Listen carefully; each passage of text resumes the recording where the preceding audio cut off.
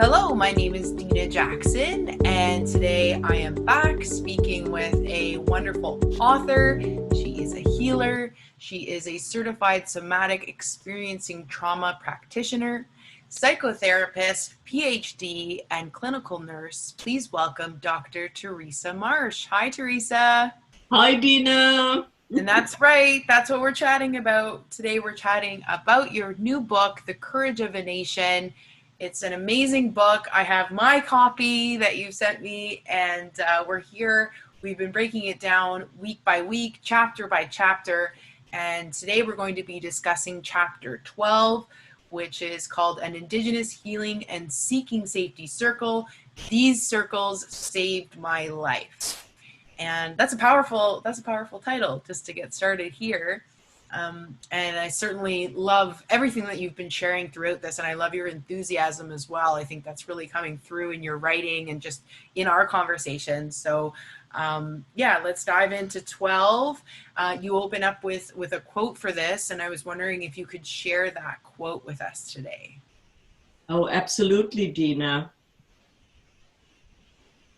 In the healing circle, the traditional ceremony binds us together in healing, love, compassion, caring, understanding, and deep wisdom.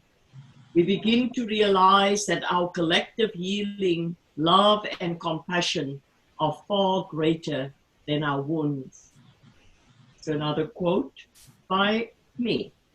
Thank you.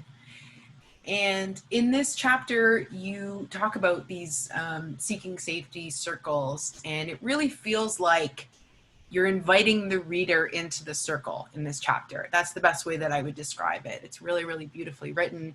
I felt like I was part of it, and so I'm wondering if you could speak to the treatment model involved in this, and yeah, if you could elaborate on that for us. Yeah, well, this is the work that I did for my PhD. Research, I created a new treatment model called Indigenous Healing and Seeking Safety.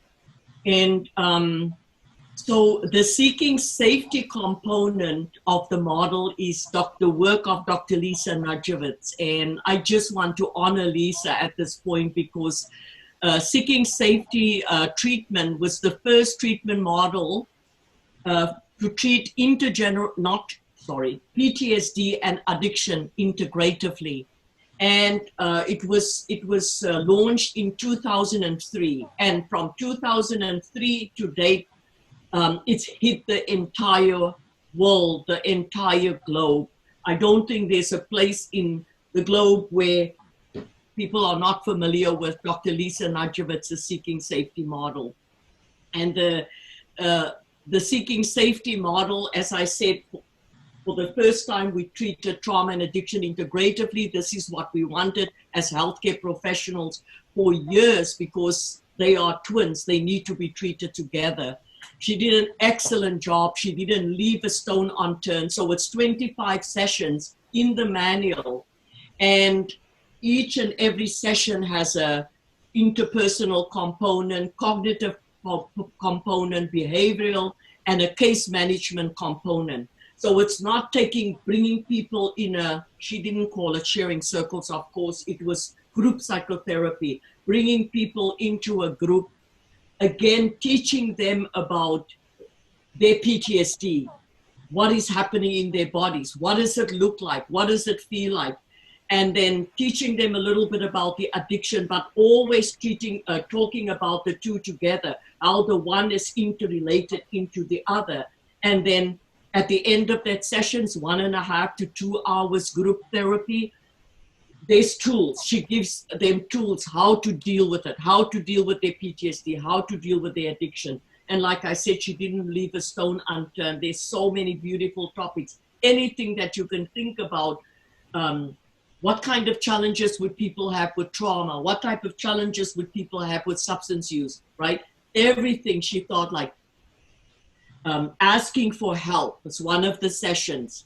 PTSD, taking back your power, dealing with anger, setting boundaries in relationships, red flags, green flags, whatever you can think about for both diseases. It's there in that book. So I was very familiar with Lisa's book. And when I was in BC, many of the indigenous communities there, they already were familiar with her work. And I became not one of her trainers per se, but I talked to her, I did the training with her, and then I just said, I'll be teaching it for indigenous people in BC. So I was familiar. When we came to Sudbury, I started my PhD. This is what I did. I took her model, very well researched. She's got over 40, 50 empirical studies, and she's tested it in all populations. I took her model, Seeking Safety, and I incorporated traditional healing practices to a model, created a hybrid approach, brought the two together,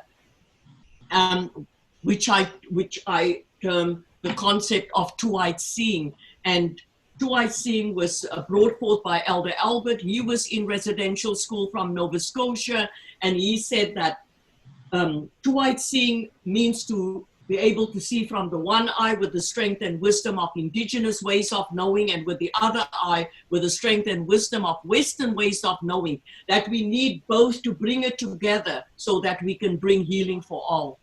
So that's what I did. But one of the beautiful things he says to, if you go into the forest and you look at the trees, you see all the different trees standing in the forest, the oak tree, the cedar tree, and the maple tree, you see the difference. But he said, if you dig deep down into Mother Earth, into Shkakmukwe, you will see there that all those trees, they're holding hands, their roots are all intertwined. And that's what we need to do as human beings. Get together and support each other. Not differences, but support each other. I love that. Yeah, me too. So, yes. So anyway, so I offer that 12 Aboriginal men, 12 Aboriginal women here, and I tested it in the PhD qualitatively and quantitatively, and the outcome was phenomenal. Like from baseline, I offered the whole 25 sessions. So people had to commit for 3 months, twice a week they had to come. So as opposed to group therapy, we call it sharing circles. They had to come to that circle twice a week.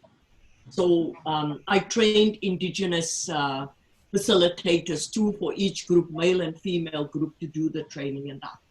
So from baseline to post was 55% change in all the trauma symptoms and in the addiction and everything. It was absolutely mind-blowingly phenomenal. Wow. And so in this book, David as my co-facilitator, we offered it in a methadone addiction clinic here in Sudbury. And we offered, so that's how I take the reader into that circle. And to just show them how the circle, how it is set up and how people heal. So different people in the circle, they talk a little bit about, their experience and so on. But we start off with smudging, sacred drumming, sacred songs. So we bring in the practices. A sharing circle in itself, it's healing, it's traditional. And we have an elder present that bring the indigenous teachings as well. So all of them have a handout for every session, and we work through that handout during the session. So we have a check-in, everybody briefly check in. How are you feeling today? What good coping have you done? Any substance use or unsafe behavior? Did you complete a commitment? They get a commitment every week as well. Check-in, after check-in, we move into the session, and everyone get an opportunity to read a piece of that.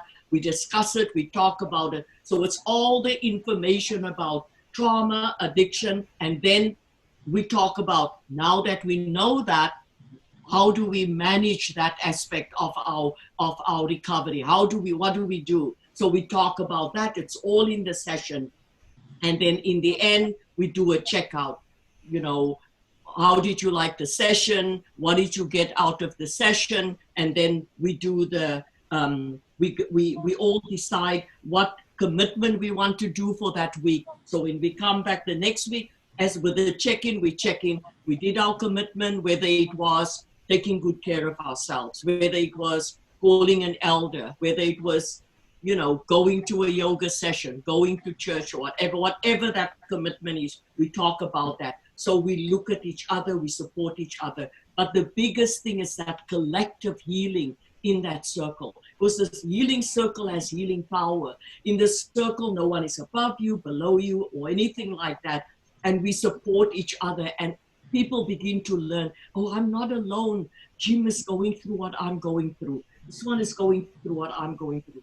So in this circle, in a methadone clinic, it worked out so well. We did the 25 sessions and people just came out amazingly healed and healthy. And that's why I say these circles saved my life.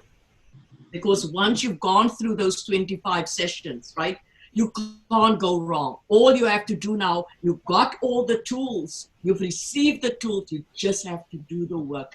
And that's why we call it a spiritual practice, a yoga practice, you know, a mindfulness-based practice, because you have to do it. You have to practice, practice, practice, practice. That's the key. And it's amazing program, so healing. Wow. That's so cool. Yeah, and definitely with something like it being a practice, it's ongoing. The work still has to be done, like you said. You have all the tools, but you have to be willing to use them. Yeah, I always tell my clients, you can have the best elder, the best healer, the best psychotherapist, but really, you're the only one that can take care of this beautifulness. Only you.